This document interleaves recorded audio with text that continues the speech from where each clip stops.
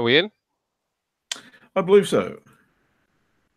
Just hang on 2 6. So 2 shakes of lamb's tail, as they say. We're the only two in, but look Best two, mate. at it. We're going to get rich like this. We'll be fucking millionaires in no time.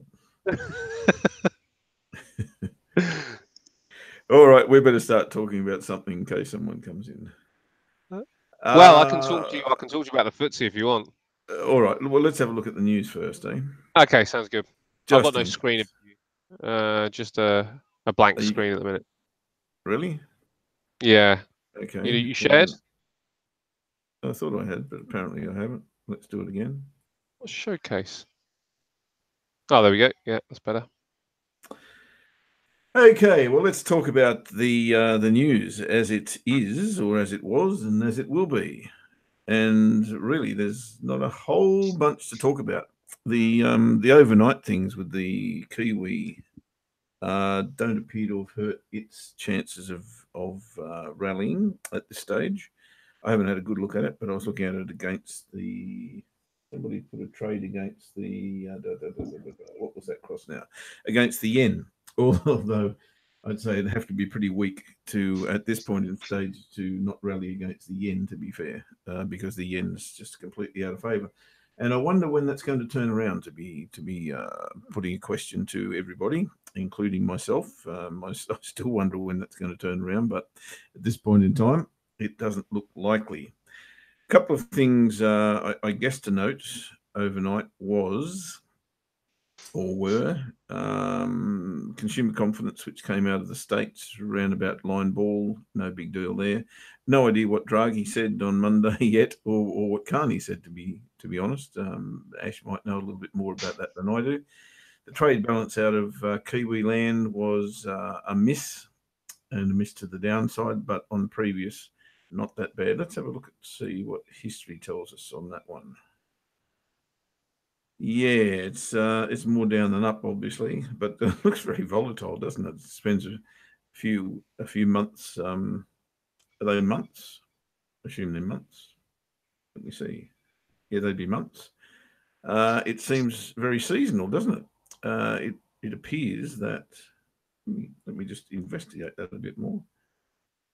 It's kind of the first half of the year's okay. Second half is not okay, and that seems to be a pattern. Wonder why that is. Interesting. I would suggest because we're commodity driven. Yeah, that's interesting. When I see something like that, there's a clear pattern there, isn't there? And if you can turn that into trading, you'd want to be you'd want to be selling around here somewhere.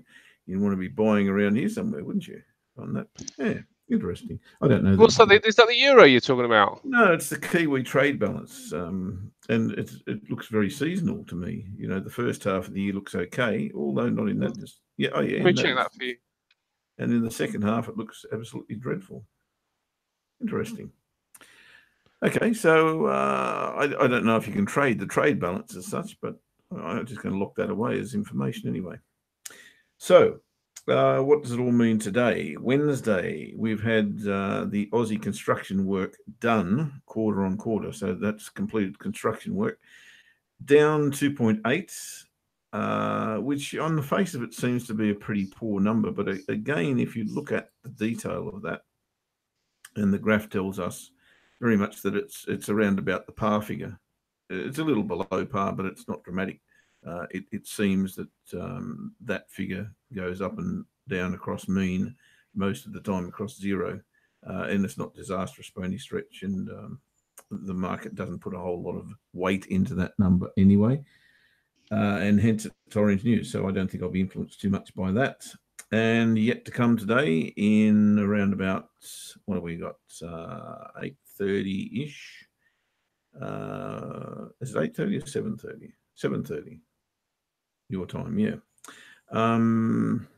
So we've got a fair while to wait, 5 hours before we see preliminary GDP figures come out of the States. 5 hours, I'll be just about in bed by then, I should imagine. So it's going to make a whole lot of difference to me, provided I haven't got something left in the market. Speaking of which, we probably should take a little gander. We'll have a quick squeeze at what's happening later in the day, I suppose, for those of you who will be around. Bank stress tests coming out of London town, and Carney speaking again, as is Powell speaking again today. So there may be a little bit of US session action around all of those announcements, one would think, or speeches. Yeah, it might be an interesting evening if you're staying up and trading. All right, as I say, Yeah, yep, go, mate. Sorry. I think you're right, mate. I think there's quite a lot out there, isn't there, which would suggest that we got G20 on the weekend as well, and there's, I think, enough out there to suggest that that there's a possibility that we don't really go anywhere. Until then, yeah. Yeah, we got the Powell thing, obviously. There's just a little headline about Theresa May backing down. Ooh. Motion Brexit deal said to. Ooh. Oh. Right. There's a Bank of England. There's a Bank of England. What's that, mate? There's a lot of oohing going on here. Tell me more. Well, it's kind of difficult to completely get it. But the Bank of England are going to publish their impact of Brexit later today at 4:30. So that could be quite key. Very key for the pound, certainly. We have Theresa May backing down. I didn't really understand that. It's let me just have a quick look. But what I just was looking at with the numbers on the BBC website was that there's not a chance that she's going to get the deal through Parliament. Because of the numbers just don't add up, and I just got a flash because I've got the news on kind of quietly in the background. So what I just heard was something about the second referendum. So she's backed down. Let me just see if I can find. Oh, I'm not going to get a free. Can you believe that after all this time, that's where we'll end up with another one? Yeah, I can, to be honest. I've thought that would probably be the case. For be fairly far out. I thought we might end up with a second referendum. I mean, it's certainly not set in stone as yet, but it wouldn't shock me. That to me seemed like probably the most likely option out of everything. But in some respects, to your almost dismay about the fact that we've wasted 2 years, I completely agree. If we do have that second referendum and end up staying in, what a waste of time. Worse okay, still, let me read you this. What if they voted Brexit again? Well, I think if it was voted for again, then the deal would be ratified. That's it.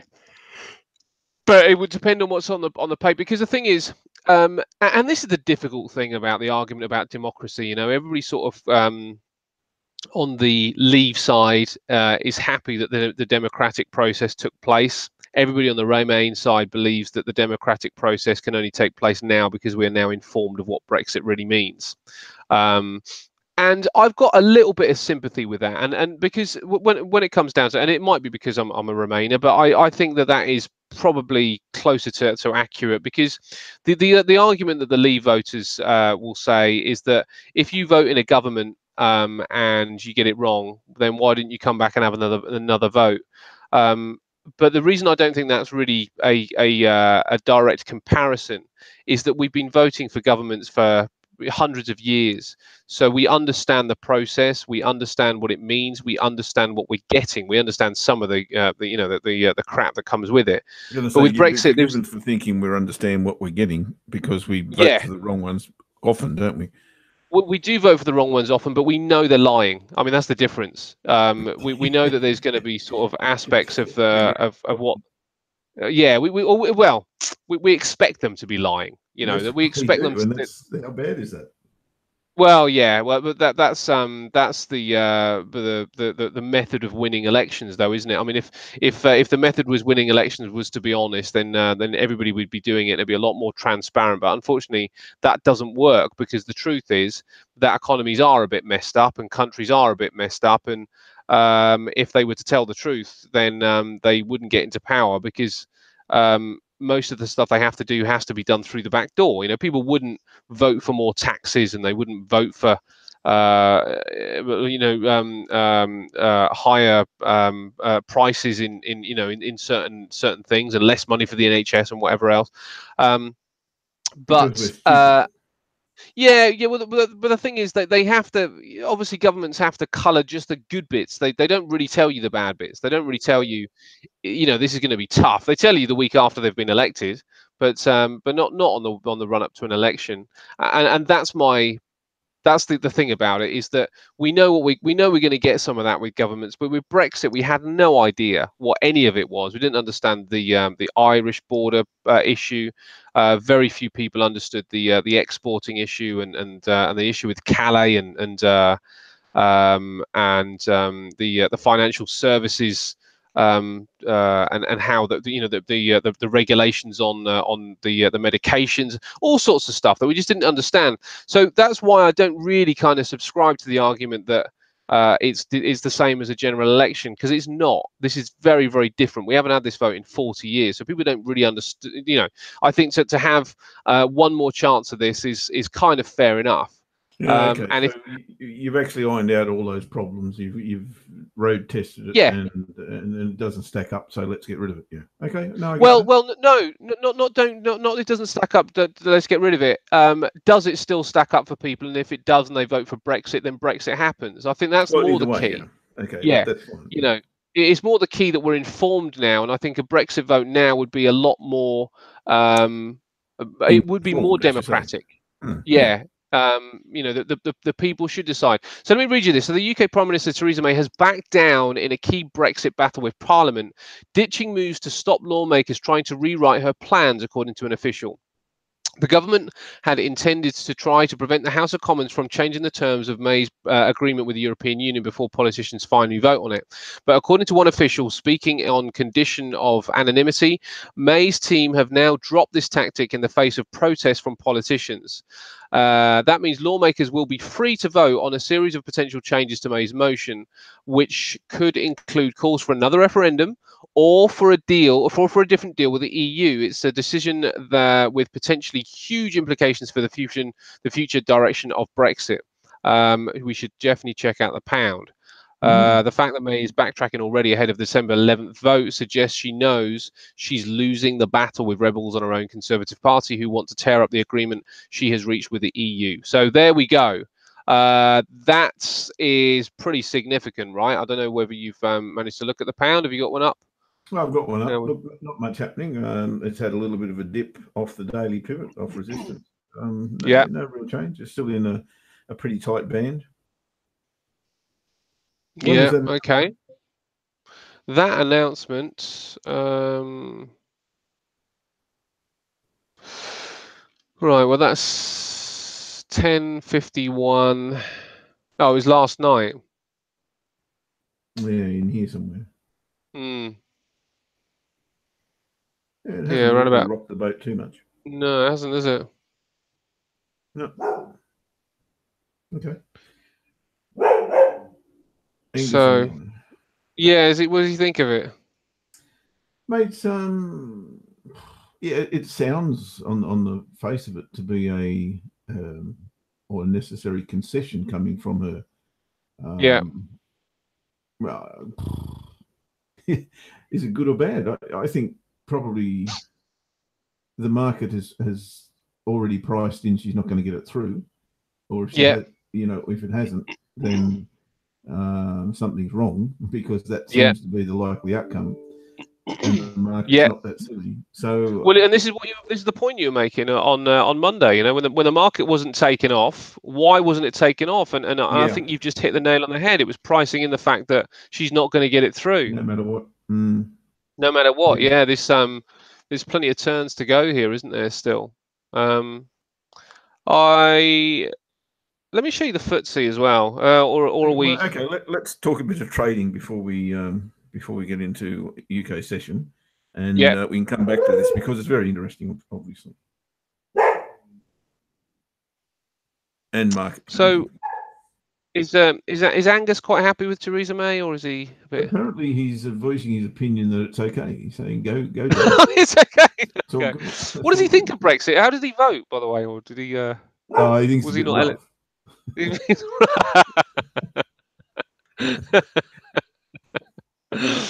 Don't you, mate? Oh well. I've got to give him a pat. Yeah. Okay. Yeah. Let's talk trading then. Okay, well, your FTSE. Let's go with the FTSE. Oh, okay. All right. Yeah. Let's have a look at the FTSE. Or should So, I've got a trade. Actually, I probably should. yeah, I think you should take I probably precedent. should do it. Okay, That hang on is two ticks. kind of what we're here for. Well, it's a long way from entry, to be fair, but let's see. Now you're going to see my screen. This is the thing I hate about this platform. You just never know what's going on. All right, it's not on the pound. It's not on the euro. We've got a. I hope you guys are still in the euro, by the way. It is the Aussie, however, and the Aussie I see as a short-term short, and I see very clear targets on this. The reason I'm short-term short, look, I don't have a reversal pattern here, to be fair, and that's the one thing that I don't have. That concerns me just a little bit, but I do have a very clear lower high coming off a resistance level, which was the weekly pivot of last week. I've then got a second attempt to get through that level that failed with the bearish engulfing bar. And I've now got, because of this bar we had a very good look at yesterday, actually, this big reversal bar, which was on the strength of Mr. Trump saying, buggy you, China, we're going to 25% tariffs, like it or not. And that, of course, is not good for the Aussie. And then we've had a break of the trend line and a retest of the trend line. So we've got a double cross sitting there of a trend line, and that for me is entry time. I've got 1-to-1 just about before I hit the low here. So I'm going to take a big chunk off here. I'm going to take 3/4 of the position off here, but give it some room. And the reason I want to give it some room is because I think this level here is very, very clear to me as well. There's also, sorry, that's where I've got my TP1 just before that level. This level here is very clear to me as well for two reasons. It's the monthly pivot, but it's also going to match this left shoulder here if it gets down there. I know it's a double pump, but those levels are very clear to me. And I'm actually bullish the Aussie when we get to this level. So I think this is a buy zone down here. But in the meantime, I think we can take advantage of a little bit of selling down to these strategic levels. So that's the key behind the trade. And if you want to follow it, it's on a 4-hour chart, and the entry is at 0.7198. Stop loss is 33 pips. I'm going to take profit at 22 pips, and I'm going to knock 75% of the position off at that point. And just let it run down to the monthly pivot. If it hits the monthly pivot, happy days. I'll start to look for longs in this vicinity. So I just think there's, I won't call it a scalp because I think it's quite reasonable to consider that we are getting a series of lower highs, and we've had that double cross. I don't see any reason not to take the trade. So for that reason, that is the trade. That's the only thing I'm seeing at the moment, mate. Well, it's actually not the only thing I'm seeing at the moment, but once you've had a look at the FTSE as we get nearer to the open now, I'll come back and go through the rest of them. I see what you're doing. Yeah, so you're trading this just okay. Let's have a quick look at the FTSE because we don't have too long, and then we'll come back to this. Yeah, FTSE. Oh, the FTSE has given me an absolute headache. Really, I was in a trade yesterday here. I managed to pick it up right on this low here. Where was it? 96. I got in. I was there. So I got in on this low on these lows down here. But and the trade did actually take off. So this is what I was looking at price action wise. The trade took off, and because I was a little bit distracted with a few different pieces. I thought, you know, I'll move my stop, because what happened was we came down here, managed to kind of find this bottom here, and then moved away from it. And this is on a 5-minute chart, but that was what I was taking my entries off. I was taking my entries off this 5-minute chart, and it started to move up. I took profit here and moved my stop just a little bit higher. It wasn't right on the lows. I think it was about 85 in the end, which was about there, just a little bit lower. No, There's the bugger. 85. Yeah, just there. I moved away actually from the computer at that time, because I thought my trade's on. I managed to find the low, nice tight stop. Managed to take and the reason I'd moved my stop here is that I'd entered there and I'd managed to take half the trade off here. Just as it was coming up to this area of resistance here. So I thought, well, it's perfect, free trade. Boom, move that there, and you know, the math is ideal. And I was after sort of like quite a nice big one, and that's what happened subsequently. So it manages to move, you know, right to the upside. So it was just one of those things, and it was I have to say, it was there to see the hammer? I wasn't there to see the hammer. No. And if I'd Okay. seen the hammer, I would have re-entered. If Yeah. I'd seen this, I would have re-entered. No, I walked away from my system by that time, and I came back, and it kind of already started going. Yes, there were other entries, but that was my entry down there. So it was because I thought I'd done the work. You know, I thought the work had been done. I thought, you know, I don't particularly like watching trades after they've been triggered. If I don't have to, I have to while we're on air. But when we're not on air, I just like to do the trade, quickly manage it if I can, and then move away from the computer and come back and see if I've made money or not. So it was a very, very frustrating view for me when I came back after that. Yes, And you think, oh, this looks great, and then you have a look yeah. How the Oh, hell I was did looking that at the prices. Yeah, sort of. You know, I kind of could see the price had gone up on a different system. I wasn't looking at the actual platform. I was just looking at the price of the FTSE, and I thought, oh, this is great. I'm making money here, so no need to do anything. And then I came back and I saw where price had come down to do the stop. But what's the difficult bar was this. This was the problem. You know, it was all everything was going absolutely fine, and then the difficult bar kind of came in here. So that has pushed that pushed me out the trade and took the FTSE much higher, and it would have been a really good risk to reward ratio, but that was not the case. So the difficult thing we were is, talking about stops yesterday, weren't we? Or was it yesterday? I think it was that's yesterday. right. And how we needed to keep them loose, but you were pretty loose there, really. You just got a bad I start. was. Do you know what? When it started, I needed a bit longer. That's all it was. In fact, it was 9 times out of 10. 9 times out of 10, the low is here. You know, it moves away back to the 5-minute chart, but 9 times out of 10, the low it starts to move away, breaks this high here, and it comes back, tests, but it just tests this shelf or even this shelf. But to get this particular bit of price action is very unusual. You know, because oftentimes if it's going to take this out, it's going to go. But that didn't happen. It wanted one more chance to kind of to see if it could get through that level, and then it took off. So well, you know what it was just one of those. effectively done, don't you? It's taken. What's that? Yes. Yeah.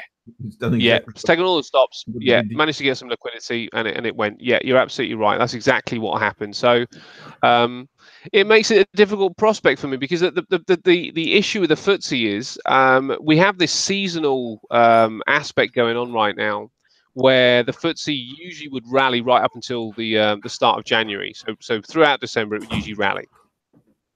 That's one aspect. The other thing is we got G20 on the weekend, and G20. There are issues with oil. There are issues with Donald Trump and the trade war. There's issues with Brexit.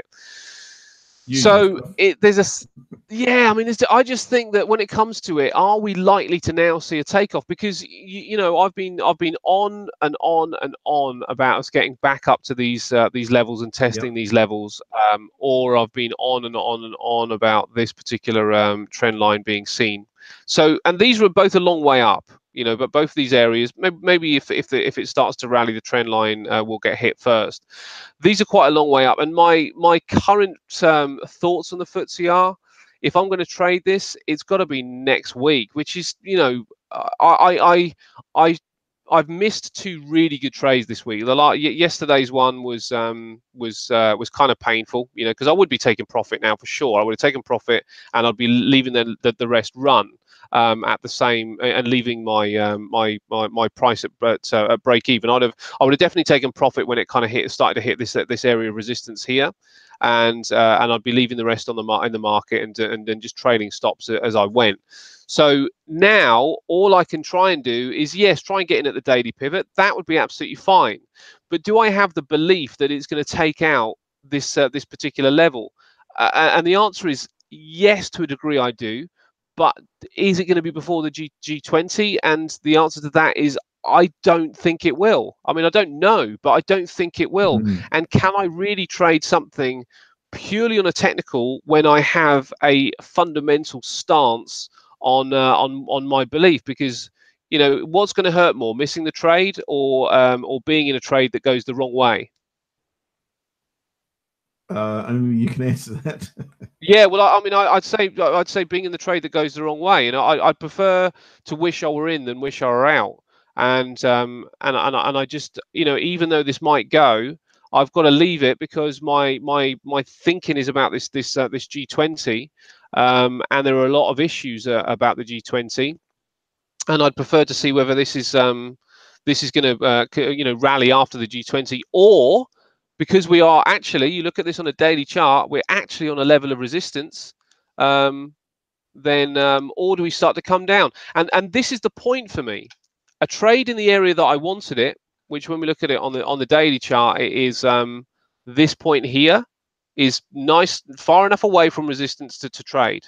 The other trade that I had another trade here, which kicked me out before actually going in my direction. That's far enough away. This is the trade that I missed, the one right on the low. So I've had a tricky time actually grabbing the nettle with a footsie, and as I said to you before, none of it has cost me in a great deal of losses, because I've the last trade was completely free.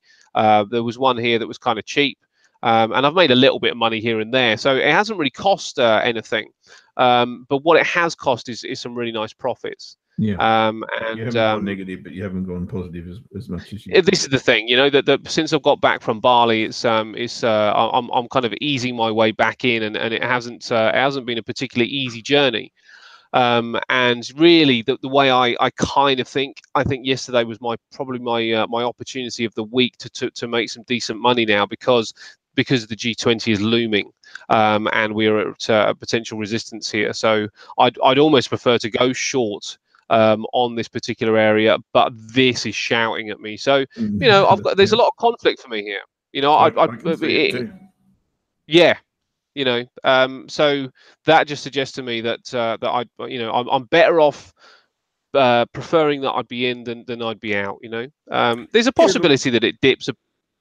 That's Sorry, mate. I entirely was up just to going the to say, individual, really, because yeah, how do I deal with that? I deal with that.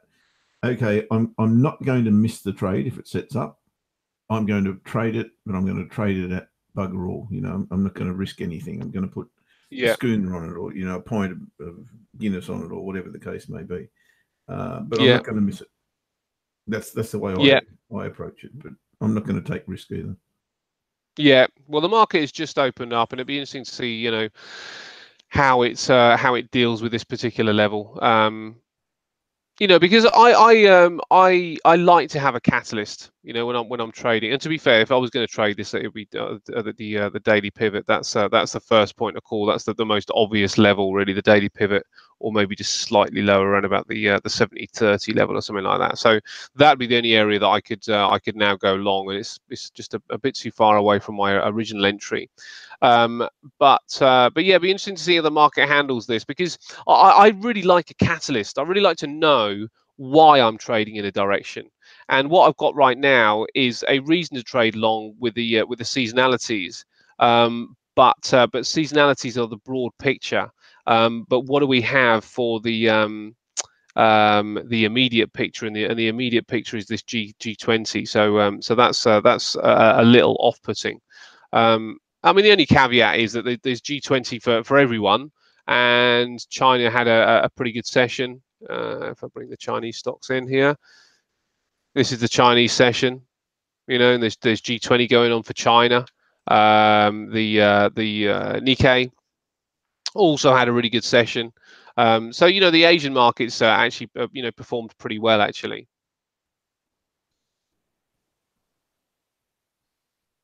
So doesn't that give you another reason to go long?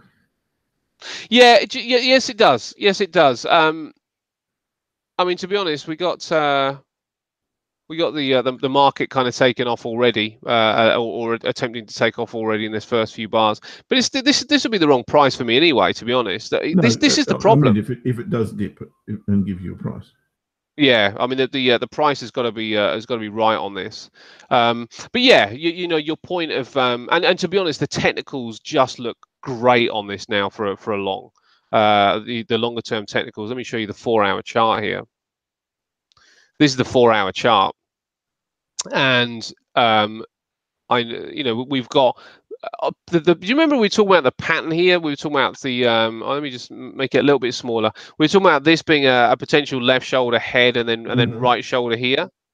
Well, that didn't really develop, but what has developed is a new pattern, and the new pattern has just emerged to me over the last day or so, and it's this. You've broken the channel and retested it, or back tested it in your language. Yeah. This is what we have. We actually have a channel. And what happened was that this left shoulder head, right shoulder was there, but when it didn't materialize, a new pattern started to come into play. So now we have the break and the back test of this channel, and I think if I'd seen this yesterday, maybe things would have been a little bit different. But that would suggest that that is going to take us right back up to my area. Target area. The target area. Price in time means anything, that's going to go fast. Yeah, yeah, and maybe what as you're saying, if it's going to get there, it probably needs to get there before G20. Yeah, absolutely, and this is the point, isn't it? Is that maybe we get a buy the rumor, sell the news kind of thing, where we buy right into that G20 with expectations of trade spats being cleared up, and maybe something to do with Brexit, maybe something to do with OPEC, maybe those bits and pieces being cleared up. We start to buy into those areas, and then all of a sudden it comes to next Monday, and things have changed again. The picture's changed again. But I did think that was quite interesting. But as I say, looking at this, the technicals are really starting to shape up for some upside. Now, this particular pattern is a little bit difficult on the RSI. We don't really see the RSI doesn't really match. You could make it probably do something on the lower level, but that's not really not really the best way to analyze with RSI. So yeah, pattern to the upside. It certainly suggests that we've got some bars here that would have held us to the upside. We've got that particular price level that has not yet been seen, which would suggest that we do see it. Also in this upside area here. Actually, the pattern looks a lot better on this one. Look at this. So the way that I look at RSI is that I like wherever the price point has started to be the same as wherever my RSI trend line has started. So if I look at this on a 4-hour chart here, it gives me this. That's interesting. Yeah. Yeah. So, but what hasn't happened here is that we haven't got a nice clean kind of area where it's also above the RSI channel. Does that make sense? Yeah, absolutely. Yeah. Yep. But what I've just noticed is that when we go to the daily, that is absolutely what we do have. Because the daily also has this particular pattern going on. Let me do it on this.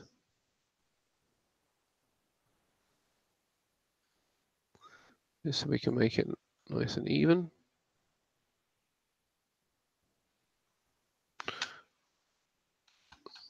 Tidy on this.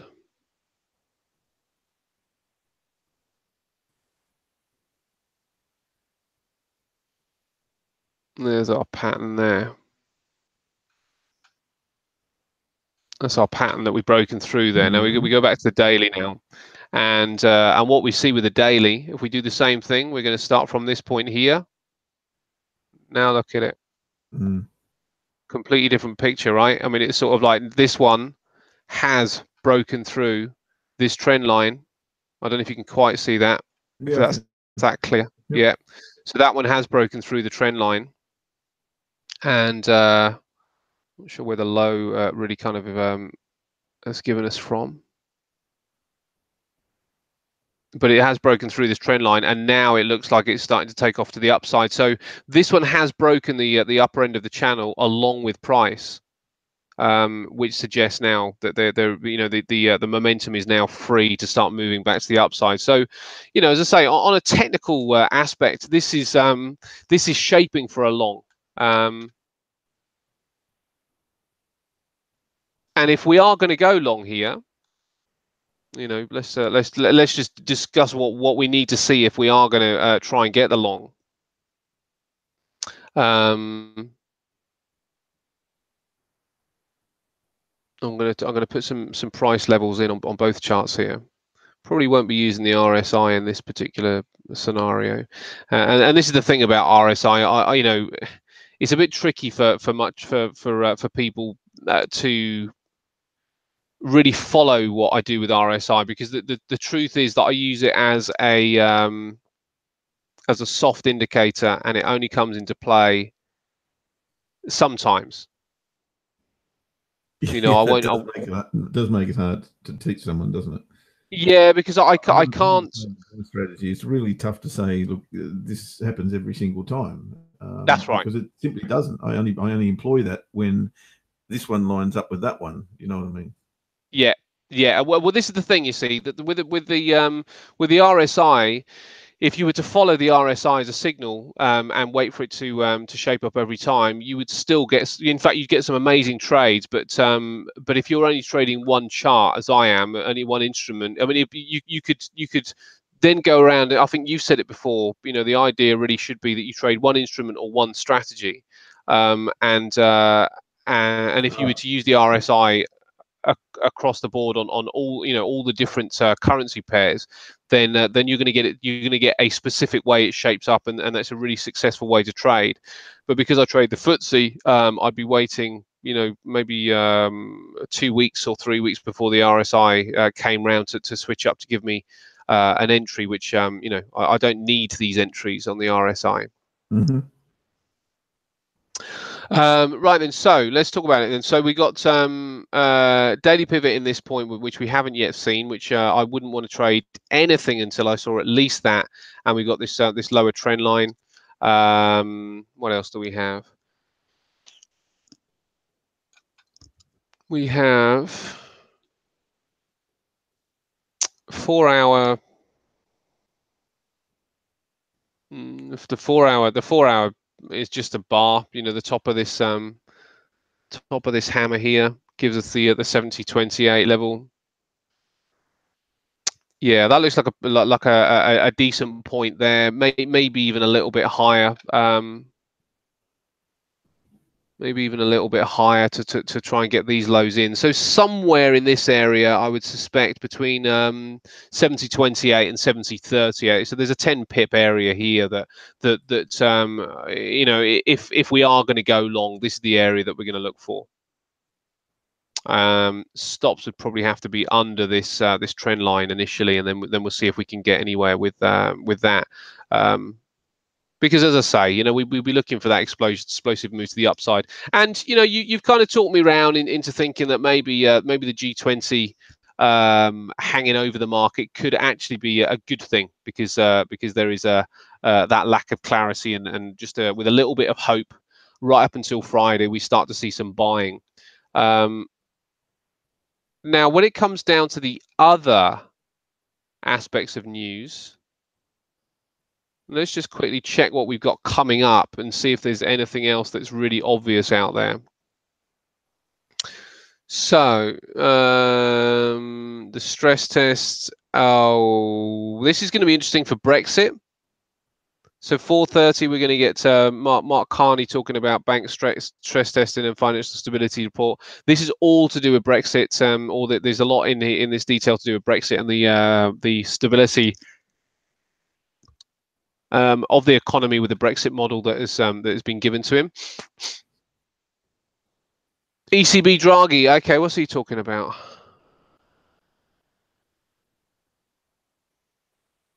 Well, Draghi's always got a chance to move the market in either way. He's out FOMC. in October, I think. He's still here till October. Oh, is he there? Is he? He's in your part of the world. In Tasmania, no. Oh, he's still the chairman till.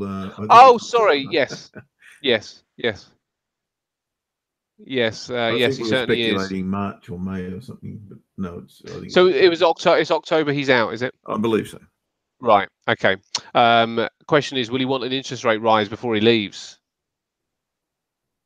Well, that's the question on everyone's lips, isn't it? And I mean, does that rubber stamp his tenure because he's managed to see the euro through the tough time and he's and that's the exclamation mark. Yeah, I managed to get it strong enough to start raising interest rates. Yeah. Mm. That could be an interesting argument. So anyway, mate, that's really what I'm looking at. There's a few bits and pieces out there. Certainly not looking for a short. That the area that we're at would suggest that a short would be a possibility. But I think given everything else, the short is just not on. The longer term view of this certainly looks like it could plump to the upside. All right, happy days. Let's take a look at some currency, shall we? Yeah, let's do that. All righty. I'm going to start with the euro. You don't look at oil, do you? I absolutely look at oil. Oh, you do? I don't trade it, but I was actually looking at it today and thinking maybe I should be trading this because I can see something setting up here. But I'll get to there actually. Get to there. Yeah, I'd be interested to know what position and what direction you'd be in. Yeah, okay. First up, let's look at the euro. Those of you who are still in this euro trade, there's no reason to do anything. It's looking quite fine at the moment, and just let it run. I mean, you should have taken profit by now. Everything should be cool. You'll probably be looking to take profit around about this level, around about the 112.30 mark, something like that, and then just leave that tiny little bit in the trade because there's a big hole underneath this, and that's why I was so keen to get into it short. And I'm going to tell you guys the tale of woe actually, because I'm no longer in this trade and I'm absolutely gutted because there's a big hole here. And I can see, as I said yesterday, I think there was I'm not sure what we risked. I think it was 23 pips or something. And there's 420 something available in this area here. And I just will not be happy if it goes there. That's for sure. Anyway, I'll tell you what happened to me. With Draghi out, this could be some sort of catalyst one way or the other, couldn't it? Yeah, look, I saw this and I thought, oh, I've got to get in this just in case, and we managed to do that on a nice setup. So all well and good, but unfortunately, I've managed it completely poorly because I allowed an EA to take control of the trade. And I don't know if you were in the room yesterday, you would have heard me talking about moving my stop to entry just as UK Session began, because I felt that there was a real chance that this could reverse and go back beyond the daily pivot. That didn't happen. And at that point in time, I said, all right, well, I'll leave the EA to manage this. And because as soon as we hit TP1, which we did, we will move our stops to the right place anyway, which is minus 15 pips, which was up here somewhere. And unfortunately, the EA did not move my stops to that point. It kept them an entry. And when this candle came back and hit my stop, or this might have been this candle, came back and hit entry, I'm out of the trade. And look what's happened since. And with that gaping hole underneath us, I'm not happy. You can imagine that I'm not happy.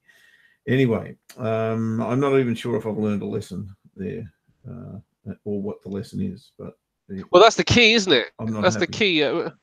But because I mean, all the things that we get wrong in the market, as you rightly say, you kind of we need to take something from it, but it's very difficult, isn't it, when you're kind of you're relying on Yeah, look, I did effectively. everything right except Yeah, rely on automation. And yeah, I know everyone's talking about automation and all the rest of it. How we're going to have driverless cars, and I got a funny feel. Well, I haven't got a funny feeling. I can tell you right away, straight in and now, that there's no bloody way I'll be jumping in a driverless car. And yeah. you may call me old fashioned, and I probably am. I'm bloody 62 now, but you call me a dinosaur. But you know, Your fashion is modern though, right? absolutely, I'm a thoroughly Yeah, modern old fart. Yeah. yeah, The truth is, if I'm diligent and I control this trade myself, I'm still in this, yeah, and that is the whole truth. yeah. And I'm terribly sorry, but and I know EA's marvelous things, and they've come a long way, but they're just not for me because I can't deal with them. And doesn't that's the key, isn't it? It's sort of like everybody needs to trade at their own Their own way. personality type, and the way that they like to trade. And if EAs don't fit people, they don't suit people, then you don't go near them. But we started talking about this yesterday. I think that I still think that a human being with the right discipline would outstrip a robot. Hmm. That's my Um, personal take on it. and I can only say that, I suppose, because of the 12 years that I've been sitting in front of charts and watching it all happen, and you get a feel for all sorts of different things, and it may not be an isolated, move your stops to here or keep your stops there or whatever the case may be. But, Yeah, because your experience takes over, you start to get a feel for what you need to do. And how a computer can actually do that is completely beyond me. And they talk about artificial intelligence. Um, and look, I know it's coming. I know it's here. I know it's going to be the future. But as long as I don't have to be part of that, I'm a happy chappy. Because and to be fair, we're absolutely in the embryonic stages of it, and of course there are going to be mistakes. So I guess as part of that, you have to be prepared for glitches in software and little bumps along the road. But at the end of the day, do you have to keep taking it, in the rear end um, ad nauseum? And the answer is no, you don't. You, you just deal with it the way the best you can, and the best way I can deal with that is, of course, to not use it. But yeah, the flip side of that is when I go to bed at night, if I've got something watching my trade for me, I'm happy. yeah, That there's ways and means to use it, and I think when I'm awake, I should be watching the trade myself. When I'm asleep, I'm happy to have the EA trade it for me. So I think yeah, that's probably what I need to do, and that's the approach I need to adopt. yeah. I think it's but it'd be good if we could talk to them, wouldn't it?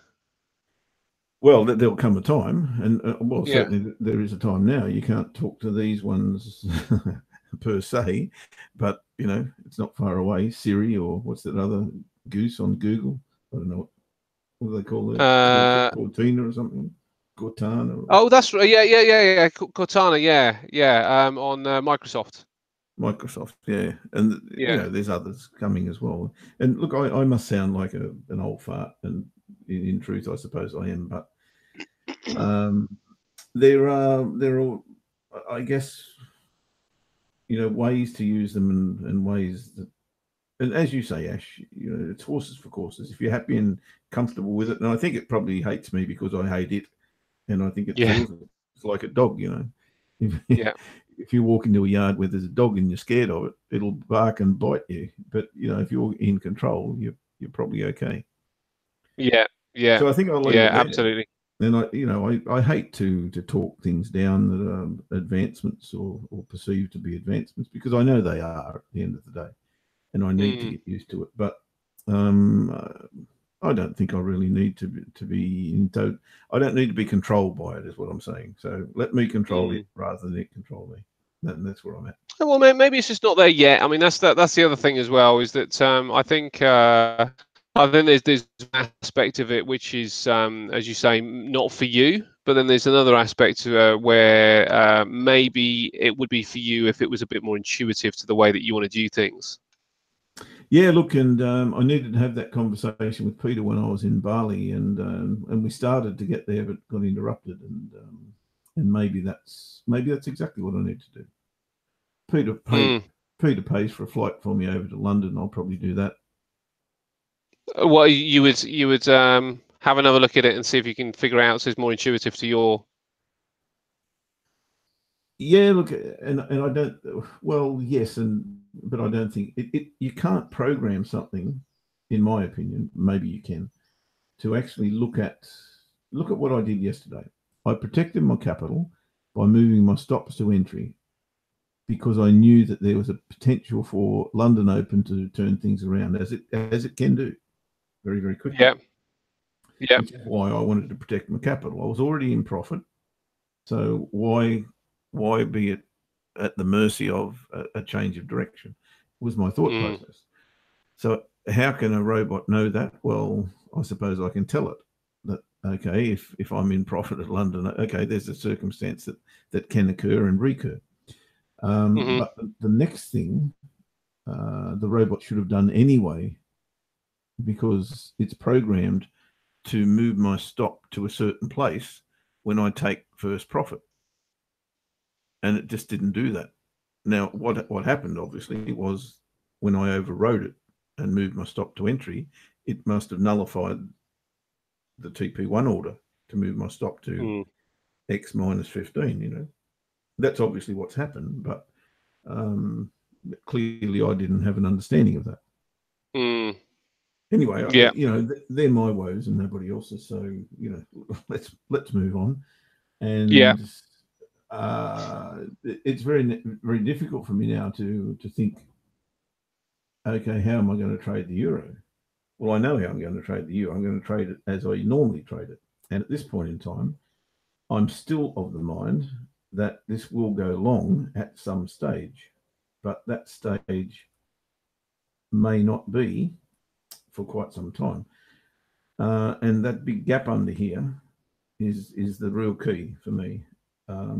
I actually don't see it, and I never took this trade because I was absolutely bearish, because I'm not, because I think this is a great opportunity for this to go long again, to be fair.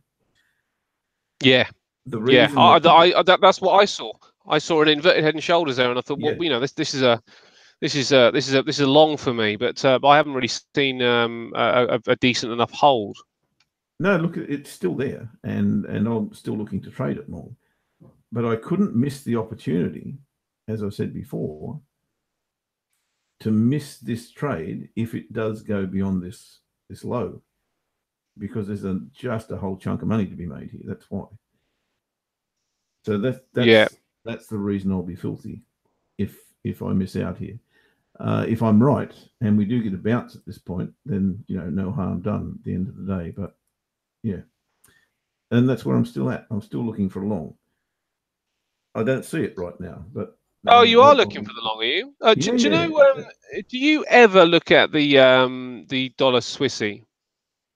No, because they are similar, aren't they? In as much that I know the yeah, and the dollar Swissy is, I think, probably a more interesting chart for some strength against the dollar. I'll show you what I mean. I've got FTSE, by the way, is just at that daily pivot. I'm going to say I'm just watching your chart there, and I can see that's interesting. Yeah, that is interesting. It's come down with a little bit little bit of gusto down here though. But you know, there's certainly some buying on here. I think this defence may well give way. I don't particularly like this bar. I don't particularly like how this bar is shaping up. Let's give it until the top of the half hourly bar and see what this bar ends up looking like. But yeah, there's a weak hold going on here. But let me bring in this dollar Swissy.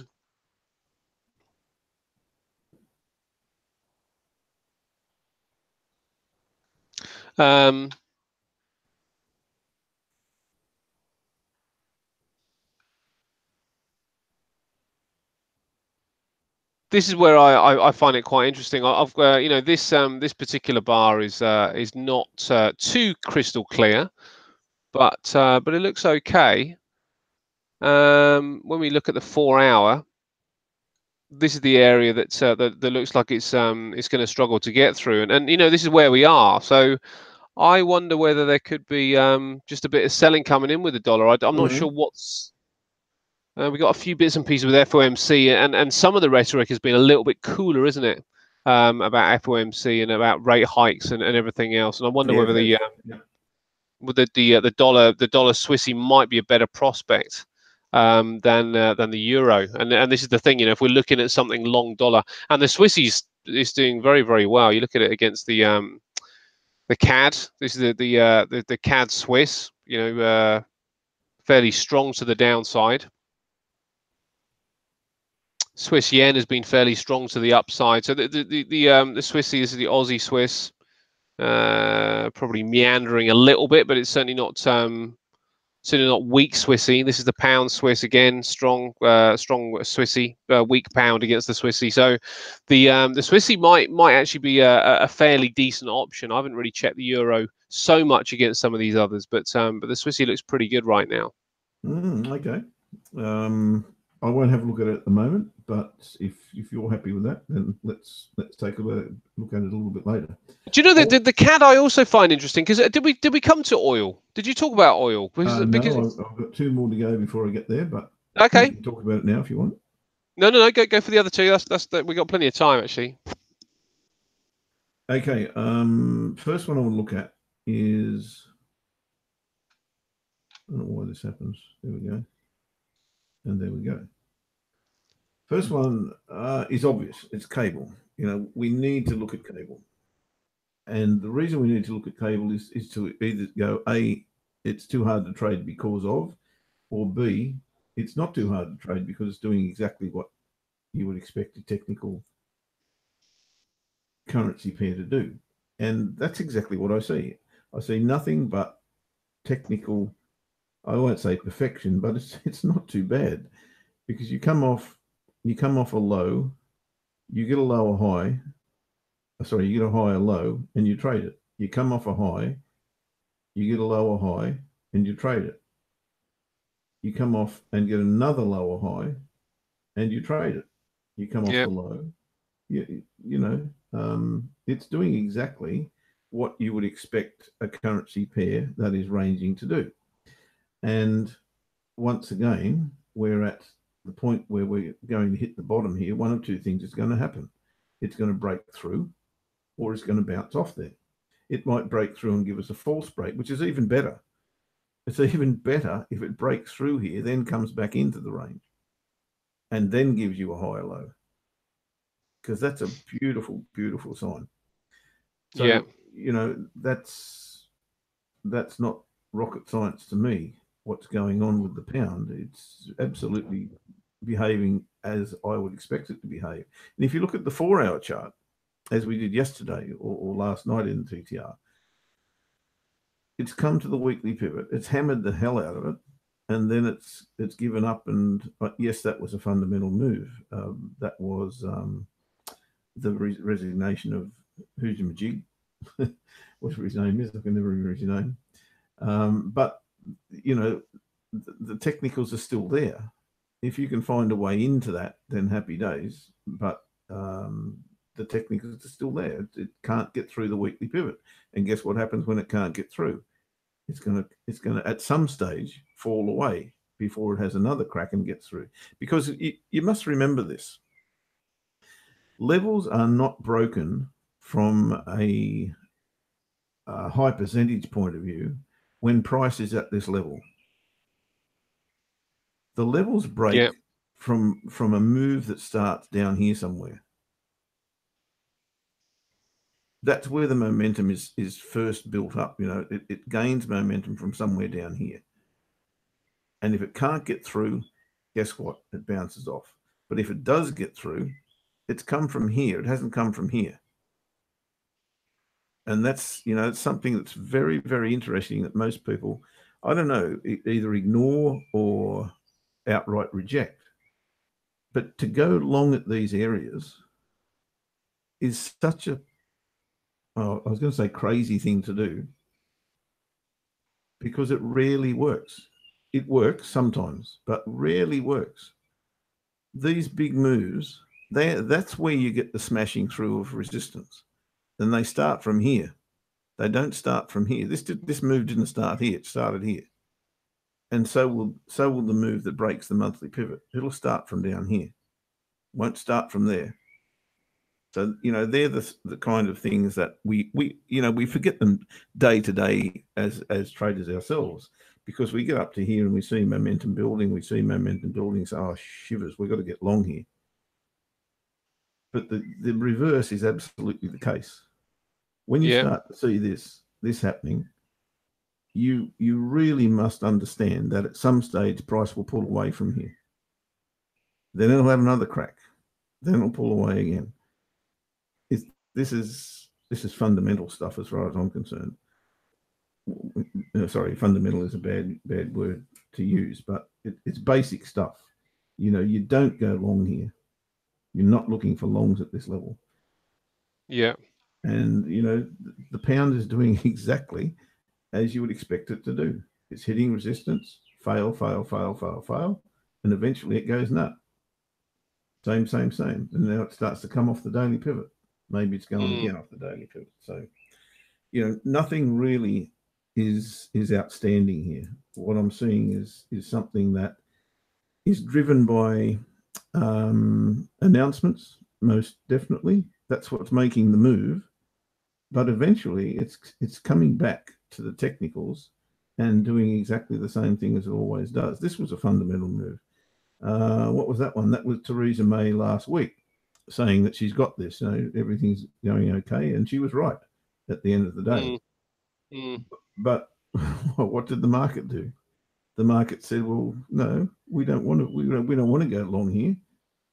We're not interested. You know, the price is here, because you're not going to get it through Parliament anyway, you silly bitch." Oh, I'm sorry, Theresa. I didn't mean to be outrageously bold then, but you know that's what the market's saying ultimately. It's very easy in retrospect to look back and say, well, okay, that failed. But we said it at the time, you know, if this doesn't break through here, something else is happening. And that something else was, exactly as we just discussed earlier, that something else was that it's not going through Parliament. And the market had actually put that into play. So no matter what she said here, no matter what they did on the weekend, we're still falling because she's not going to get it through. So, you know, no matter what happened fundamentally, the technicals take over as well. You know, they all come together at all times. Okay, that's my what do you call it, rant for the day. Yeah. Soapbox moment. That's it, soapbox moment. Sorry, sometimes I get carried away.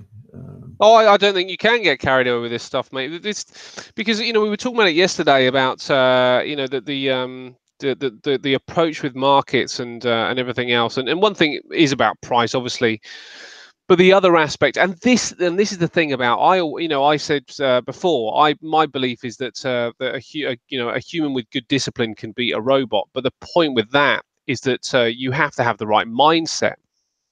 And I think, you know, the more that we can work on mindset, and I think we should have a 10-minute section each day on mindset, because that's going to be the difference between somebody making money and somebody not making money, I think.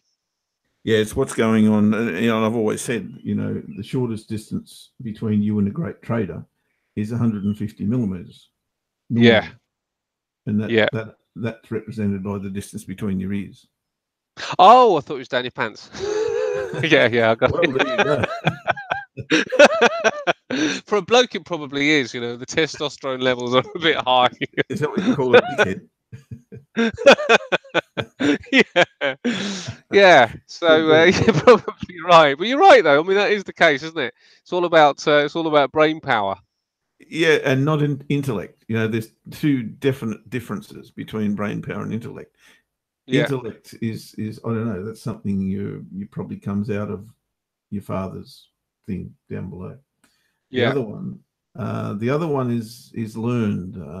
It's experience. It's all sorts of things that develop your brain to work in a certain way. And if you keep watching charts, for instance, you're going to have a far better understanding of them. There's no two yeah, ways about that. You can't help that. yeah, And if you continually listen to fundamental broadcasts or news announcements, and you get to know what they mean, you get to know what to expect when XYZ happens. That's what we're talking about between brain power. I'm not talking about intellect. It's got nothing to do with intellect at all. It's how mm, you use your brain. It's not about what's in there at the end of the mm, day. yeah, So CAD, yeah, oil, mate, oil. I'm thinking that oil has got to have a little bit of a turnaround at some stage and retrace. And I'm thinking short euro. I'm thinking long oil. It's not there yet. It's a long way from there, but there's a nice little base. There's a bullish engulfing bar. So I'd be looking for a lovely little test of daily pivot and a higher low here would be very, very cool. If I saw that and I went back to EuroCAD and saw a higher low here at the same time, which is completely likely. Uh, sorry, a lower high, not a higher low. Why do I confuse those all the time? easy to So do, to be fair. yeah, look, I just get them asked about all the time. I'm hopeless. Um, so what I'm looking for here is, I know I'm on a daily chart, but if this were to happen tomorrow, that I saw price had broken through the weekly pivot here and then retraced, giving me a high test bar, I'd find that very, very difficult to ignore, and I'd have to think about trading that short. On the 4-hour chart today, it could still be the case. We could break through here, hit maybe DR2 or this shoulder here, and then put in a reversal bar again. I'll be looking to trade it short, but at the same time, I would be looking for oil. So that's my take on oil, mate. Pretty much, if we hit the weekly pivot here, which it appears we probably have, all but so I'd be happy to call that a test. Then Yeah, came down and put in a higher low here. Yeah, I'd be keen to take that long. yeah. I mean, is it? But you were in the room yesterday when we were having a big discussion about oil, right? Yep. Yeah, and this is the and this G20 thing. I haven't really considered it before, but the G20 meeting, OPEC are there, aren't they? And I think there could be some speculative moves into the G20 meeting. There is a talk of some sort of supply cut as well, and I don't know whether that means that we we miss out if OPEC come out and say that, and then then the next week opens up. I don't know. I don't know if that means that we miss out or not, but it suggests that there is a trade possibly. This week if you want to speculate, next week if you want to be a little bit more certain about your reasoning. I think there's probably a trade with oil, isn't there? Yeah, look, I'm okay disregarding what is speculation at the end of the day with G20, and looking at what's in front of me, and what's in front of Mm. me is a double bottom, a bullish engulfing bar, and all I need now is probably the weekly pivot to be tested, and that higher low. I've got no reason not to trade long there. Mm. It's risky, of course, because you're trying to pick the bottom. Yeah. well, it's not a matter of trying. If it's sitting there, it's sitting there. So, you know, it's same old story. Same as Yeah. your decision today on the footsie.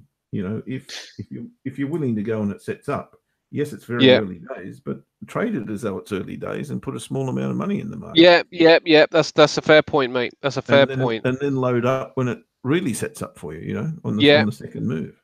Yeah. Do you know the issue for people with a footsie is that there is a standard lot that you have to your base lot that you have to start with. Is probably going to Oh be a yeah, little bit, okay. yeah, it's going to be a little bit high for some people. Um, if you kind of if you're trying to protect the trade. Let me just quickly show you what's happening here as well. Mm. Through the daily pivot, this was the next point of call. Which I'd like to see this area kind of hold a little bit, but it looks to me like the trend line might be a better prospect as an area to try and take that long. These bars currently, anyway, aren't looking particularly positive. I haven't seen anything yet, not even on a 5-minute chart, which suggests a hold. So there's going to be a little bit of waiting. There it comes. I mean, it's and it's again, I find it so interesting because there was an obvious area to try and go short with the footsie, but and this is the difficult thing, that the overall sentiment with the footsie is still there. Sort of like what's been going on is still all out there. But by the same token, seasonals suggest that we should be pushing upside. As I showed you earlier on, those longer term time frames suggest that we should be pushing upside as well. So it's just that's the overall picture of the footsie is for a long. But some of those little bits of detail. Well, in fact, I should say the overall picture is ready for a short. So if we're thinking about a primary reason, then we should be thinking of the short. But the intermediate really, the kind of the midterm really would be for a long. And then the short terms, it's kind of anybody's guess right now. So it's just a little bit out of sync, I think, the footsie. You know what? At the end of the day, and as rosy a picture as we try to paint on it, and I guess we're not really trying to paint a rosy picture. I'm still seeing technical levels hit, and that pleases me. But at the end of the day, direction is not an easy thing at the moment Mm. because if you look at a lot of the currency pairs, gee whiz, they're in funny shape. Mm. If you look at, have you finished for tick? I have, mate. Yeah, I've got one question to ask you in a little while, but yeah. Okay. I mean, I don't know why I'm on Aussie New Zealand at the moment. Well, I do know why, because I'm comparing it to another trade someone's in, which is Kiwi yen short. And I'm just comparing what the Aussie and the Kiwi are doing at the moment to each other. But that's in a bit of a mess. Yeah, I can see potential there for an inverted head and shoulders, but other than that, it's in a bit of a bind. There's not a whole lot going on. Pound yen's exactly the same. Euro Aussie, it's kind of in a little bit of a circular pattern, if that's possible. Aussie yen, well, Aussie yen's pretty much a ranging pair most of the times, but it's doing exactly the same thing. So picking a direction is pretty tough. If you look at that chart, you think, oh my God, what a mess. How can you trade that? Well, I'll let you know a little secret. If this candle finishes as is, I'll be trading it long, but I'll come back there in a minute. But it's a mess. And, Euro CAD is no different. It's just going sideways at the end of the day. Aussie, at the top of a range, but also all over the place. Pound, well, we've spoken about the pound, but still very, very tough to pick a direction until it does hit a resistance level or a support level. Yeah, it's not like that area back in October, is it? The pound. That's a really nice trading area. Yeah, look, for some, not necessarily for me, but That trending. I mean, the very left of your chart. Yeah, that's yeah, coming down here, yeah, yeah, lovely. yep. If you're a trend trader and you didn't make money there, then you'd be kicking yourself, I would think. That's Yeah, absolutely. very true. You know, and if I don't make money in here, I'll be doing exactly the same thing, because this is prime territory for me. As we come off the bottom here, if we come off the bottom, you know, I should be able to pick something up until we get to this level again, or maybe this level again, and vice versa, going the other way. So, you know, when we go into these consolidation areas, that's where I need to be making money. When you're into these areas, you need to be trend trading, clearly. So, my point being that the charts are very messy at the moment, and direction is not an easy thing to find until you get clear signals, and that's the whole point. If you're trying to trade half signals here, you're probably going to get knocked over more than you're not. You need something that's really cool and really, you know, straight down the line. Yes, it is a trade, or no, it's not a trade. And I think that's add to that.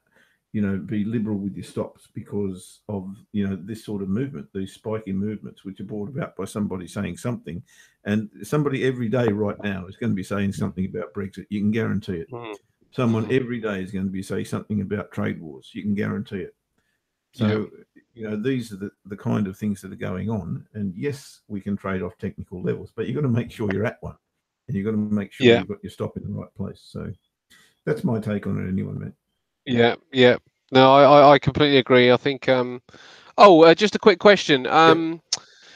The CAD, because you're bullish oil. Does that mean that you're bullish CAD and potentially Aussie as well, or not?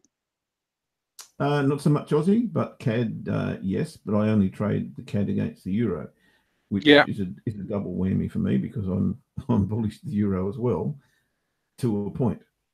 So it's a little bit tough to be trading that for me at the moment, because I think the CAD can rally, and I think the euro, once it hits support, can rally as well. So it's a little bit So tough to would you trade not it. be? You're not really looking at. You're actually bullish the CAD, and you bullish the CAD because of the oil picture, or for Yes. other reasons? Right. No, just because of the oil picture. You know, I Right. think oil has to bounce at some stage. Well, when I say has to, you know what I mean. There's Yeah. no such has to anything, but Yeah. it's due. It's definitely due for a bounce. And if I get a setup, and that's why I was looking at EuroCAD, because it's come off the top. It's put in a lower high, put in another lower high. Now it's gone into consolidation. If we got another lower high here in this area, that's when I think there's a short on. So that's what I'll be looking Yeah. for. Right. Right. You know, to some degree, that's way counter momentum, because if you do look at oil, this is West Texas, of course. It's gone into consolidation, and the trend and momentum is so strong. If you have a look at that on a daily chart, look at that. That's just amazing how Mm. fast that's moved, and how Mm. fast and how far. And you know, to a certain degree, we have had a retracement to the weekly pivot. So Yeah.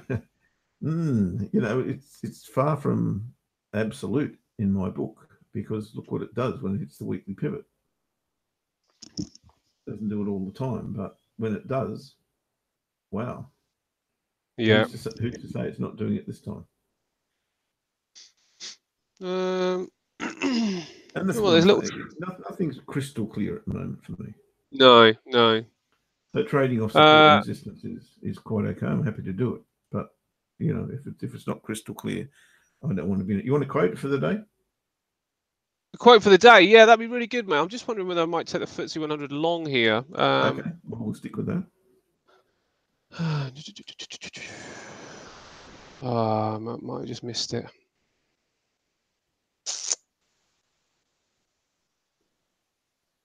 Oh, I missed it. Yeah, that was a long. It's still a long, but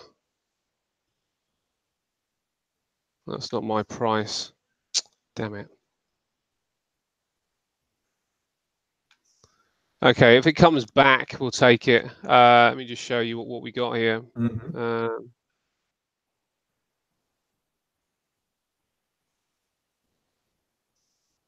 Got a break and a backtest of this RSI on the hourly, which I really like.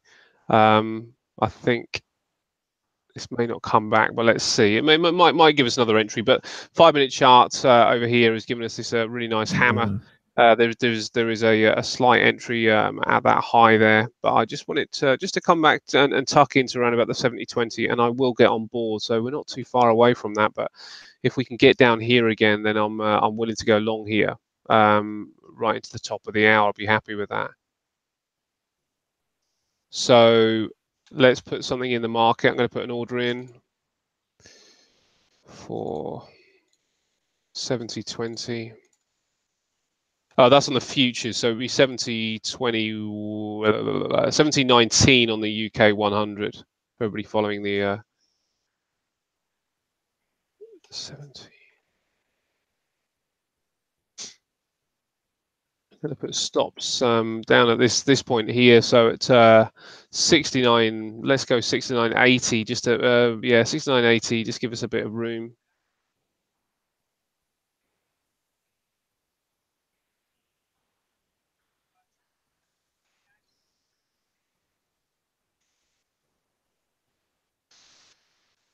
And put that in. Stops well out of the way, but what the idea will be is that we're just going to cruise it right back up to this point. If it closes under this particular level, we're going to take the trade off the table. So we're not risking this whole amount here. Okay, we're just going to risk a little bit. Now, you need to put in 1 on futures. It's 0.1, but you want to put in 1 for that one. So let's see if we get entered in. Sorry, mate. So back to you. Quote of the day. Yeah, no, sorry. No, sorry, mate. That's all about trading at the end of the day. And the quote of the day comes from the man himself, Warren Buffett. And it is, no matter how great the talent or efforts, some things take time. You can't produce a baby in 1 month by getting 9 women pregnant. And that's kind of similar to what we were talking about earlier, but not the same, of course. But isn't that so true? You know, Well, the bit about the baby. What an analogy! Long since past that that threatening. I can assure you. Yeah. 9's a bit of a push in anyway, but you know, the message is there, and Yeah. No matter what you do, you cannot turn salt into gold instantly. It just doesn't work. You have to go through the process, and that's what he's talking about, of course. Yeah. You know, if you want to extrapolate that a little bit further and say, okay, don't put all your eggs in one basket, which is kind of doesn't make sense when you look at that in context. But what he's probably saying is, as well, you know, if you're going to play or make a play, then make the play on one thing rather than trying to aggregate your risk to create greater risk and therefore greater reward. So there's that about it. That's probably my interpretation rather than his meaning. But the real meaning here is, pardon me, you just have to wait. There's no way you can make things happen faster than they're going to happen. It's just it's fate that. Well, fate's probably a bad word. It's a rule that you can't break. Is what I'm trying to say. Yeah, but that's a really interesting one as well, because of the the rush that you know, I think every trade is in when they first start trading, the rush that we're in to try and make money, and you know, it's just, you know, things just don't happen that way. Look, it's been a blight on the industry, to be fair, that it's never been regulated to the degree that should be regulated, because you've got all these cowboys out there going, you know, and the latest one is binary options, right? Where they're just saying to you, can only be you have to make money here. There's no way you can be wrong. And I've seen examples of where they go and supposedly live on air go and get these people to make money by clicking a button. You know, nothing. How do they get away with that? Because it's simply not true. You know. How many times did they have false takes on that? These are the things you don't see behind the scenes. Yeah. Yeah. You see the losses, you only see the wins. It's just wrong, and that's what I mean by regulation. This should never happen. It should never be allowed, because the reality is, unless you go through the process, you're never going to make money trading, because No. No. You're absolutely right. It's absolutely stacked against you to do so, unless Yeah. you've got the education, unless you've got the experience behind you. Forget it. Yeah. It's a Yeah. tough game. The market doesn't Yeah. give two hoots what you think, or how much money you got in the bank. Couldn't care No. less. No. No. You're absolutely right, mate. And this is where it comes down to you've got to you've got to play it right, and you've got to play it the same way as much as you possibly can each time. Oh yes, yes, there is that too. There's process, and that's where he's Yeah, I coming mean, from. even if because my process is it has similarity. I can't say it's the same every time because it's not, but it has some things that I do the same and other things that I don't. The way I use indicators will be different, but the way that the way that I try and approach the money management is it tends to be the same unless I've got to move away from the system. There's a way that I like to do things. And that come because you've done it before and you've worked out the best way for you. Exactly, that's the thing. Yeah, that's the key aspect. Is that the way that I do things is the reason I do things a certain way is that it works best for me this way. Yeah. And we must never forget that there's God knows how many ways to get into the market. God knows how many ways to manage a trade. God knows how many ways to put risk into the market. There's no one size fits all, and No. it's an amazing thing. It's a living creature that must be respected. And if you don't do your homework and you don't actually learn a process and make it your own, then you're going to battle. You're really going to battle. Yeah. Mate, Yeah. I'm going to give you a quick scenario as to where I'm at before Okay. before we go. Euro, Sounds good. I am looking for a long, but at this point in time, I need to see a couple of things happen. This candle here would be a good start, a bullish engulfing bar. Then I would need to see maybe even the daily pivot taken out, and then a higher low in this vicinity. So that's what I need to see to get long here. Nothing else would interest me until that both of those things happen. Cable, I'm not as keen just yet, and the reason I'm not as keen just yet is I'd like to see this low tested.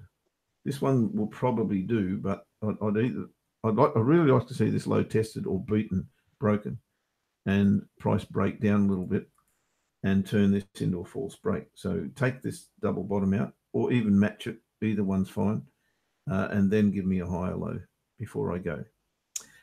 The Aussie, well, I've got a short in a short order in play at the moment. I'm happy with that. That's all good. And if you have missed that earlier, the entry's at 71.98 with a stop loss of 33 pips. We're getting 75% off the table at first take profit, which is 22 pips just above the low here. Nothing's going to change that. Unless, of course, if these highs are taken out, I'll probably cancel the order, but I'm not going to change my polarity just yet. I think the longs for the Aussie come in either this area here or this area here, and that's where I'll be waiting for longs on the Aussie. EuroCAD, if I do get this lower high here on any of the charts, but it's probably got to get above the weekly pivot, then give me the lower high. If that's the case, I'll look to trade that short. Euro yen, I will trade this long if this candle closes as a decisive bar.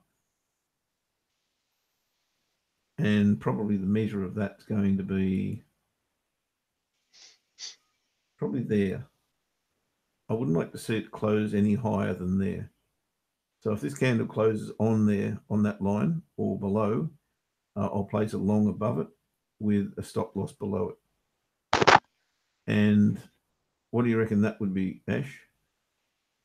Is that a double cross? That's a double cross. There you go.